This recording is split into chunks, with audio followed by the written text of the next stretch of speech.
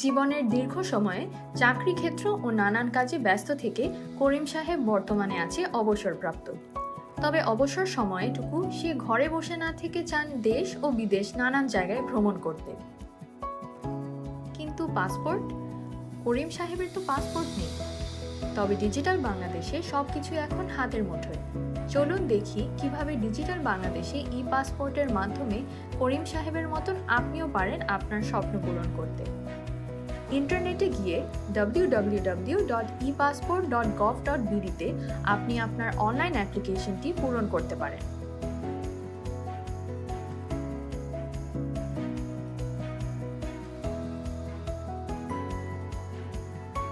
Apply online for ই পাসপোর্টে select করে আপনার বর্তমান জেলা আর সাথে আপনার নিকটবর্তী থানা নির্বাচন করুন।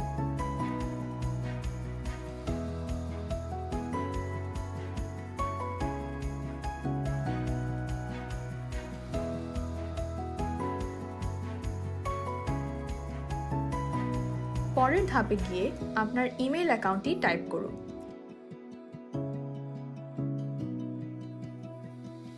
এরপরে আপনার ইমেল অ্যাকাউন্টের জন্য আপনার পছন্দের মতন পাসওয়ার্ড দিন এবং পুনরায় আবার পাসওয়ার্ডটি রিটাইপ করুন। আপনার জাতীয় পরিচয়পত্র অনুযায়ী সঠিকভাবে নামটি পূরণ করুন। প্রথম এবং শেষ নাম নিজে নিজেই পূরণ হয়ে যাবে। তারপরে আপনি যে দেশে আছেন সেই দেশের কান্ট্রি কোডটি নির্বাচন করুন। আপনার মোবাইল নাম্বারটি পূরণ করুন।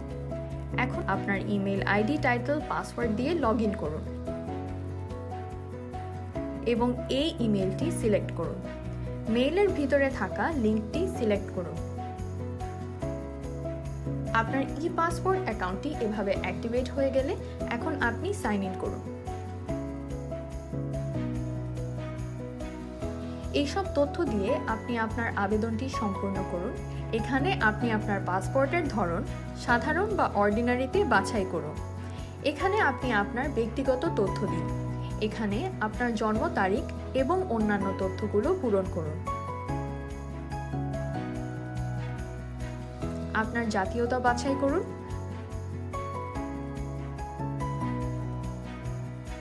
তার পরের পেজে আপনি স্থায়ী ঠিকানা এবং বর্তমান ঠিকানা পূরণ করুন। মনে রাখবেন, স্থায়ী ঠিকানা পরিবর্তন হলে অথবা স্থায়ী ঠিকানার থানা পরিবর্তন হলে পুলিশ ভেরিফিকেশনের প্রয়োজন হবে।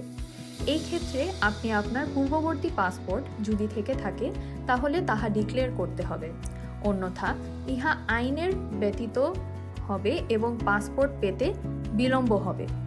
যদি আপনার স্থায়ী ঠিকানা এবং বর্তমান ঠিকানা এক হয়ে থাকে এই বাটনটি সিলেক্ট করুন। আপনার আগের করা কোনো এমআরপি থাকলে এখানে ক্লিক করুন এবং ই পাসপোর্ট কনভার্সন সিলেক্ট করুন। এখানে আগের বা বর্তমান এমআরপি পাসপোর্টের নাম্বারটি পূরণ করুন। ইস্যু এবং এক্সপায়ারি ডেটটা পূরণ করুন।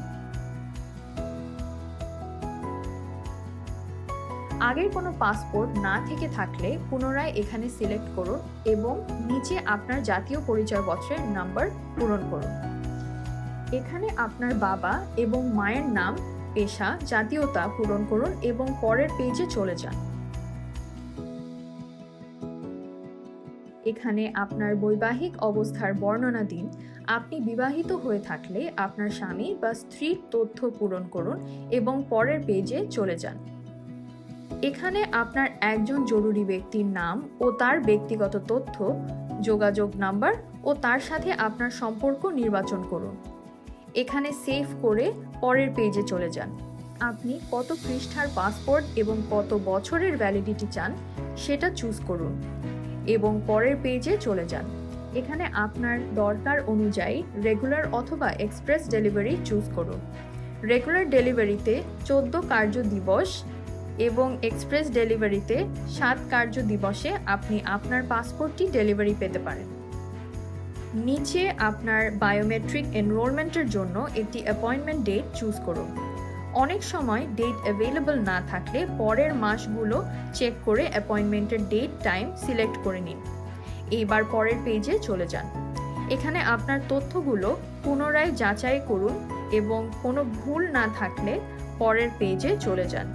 এখানে আপনার লেনদেনের মাধ্যম যাচাই করুন। এখানে আপনার চালান অথবা ই চালানের মাধ্যমে যে কোনো ব্যাংকে গিয়ে টাকা পরিশোধ করতে পারেন। এবার আপনার অ্যাপ্লিকেশন সাবমিট হলে download application form for printing অপশনটি সিলেক্ট করুন। এই অ্যাপ্লিকেশন ফর্মটি প্রিন্ট করুন। তারপর ব্যাংকে গিয়ে টাকা জমা দিন এবং পেমেন্ট স্লিপটি নিন। চাইলে অনলাইন পেমেন্টও করতে পারেন। তারপর আপনার অ্যাপয়েন্টমেন্ট ডেট অনুযায়ী আপনার অঞ্চল ভিত্তিক পাসপোর্ট অফিসে ওই দিন চলে যান। পাসপোর্ট অ্যাপ্লিকেশন ফর্ম জমা দেওয়ার সময় অ্যাপ্লিকেন্টের এনআইডি, বিআরসি, প্রিভিয়াস পাসপোর্ট এবং ব্যাংকে টাকা জমা করার রসিদ পাসপোর্ট অ্যাপ্লিকেশন ফর্মের সাথে সংযুক্ত করতে হবে। পাসপোর্টের তথ্যেও কোনো পরিবর্তন থাকলে, যেমন নিজের নাম, পিতামাতার নাম এবং বয়স, সেক্ষেত্রে ফার্স্ট ক্লাস ম্যাজিস্ট্রেট কর্তৃক এফিডেভিট এবং অন্যান্য সাপোর্টিং ডকুমেন্ট জমা দিতে হবে। সেখানে আপনি বায়োমেট্রিক্সের জন্য ফিঙ্গারপ্রিন্ট, আইরিস স্ক্যান, ক্যামেরা দিয়ে ছবি এবং ডিজিটাল সিগনেচারটি আপনার ডেলিভারি স্লিপটি নিয়ে চলে আসুন।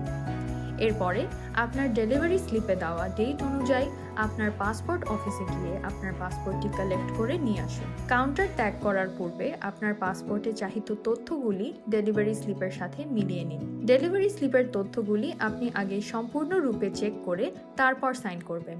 ব্যাস, হয়ে গেল।